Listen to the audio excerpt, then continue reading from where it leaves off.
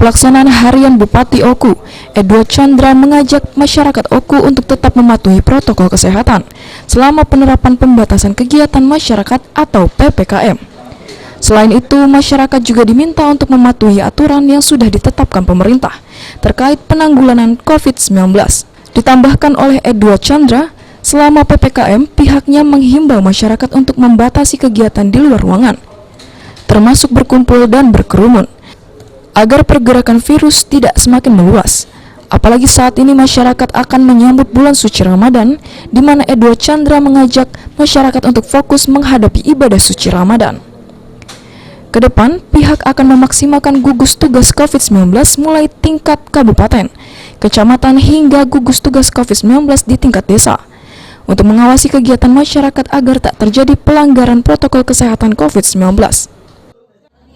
Kita mengikuti dari surat instruksi Menteri Dalam Negeri, artinya kita persiapkan langkah-langkah, kita efektifkan posko desa, yang mana di desa juga sudah ada selama ini, kita efektifkan saja, dan tetap kita menjaga supaya masing-masing untuk tertib mentaati protokol kesehatan. Edward juga mengajak masyarakat Oku untuk tetap menjaga jarak, mencuci tangan, menggunakan masker, serta tidak berkerumun. Ari Pranika, PAL TV.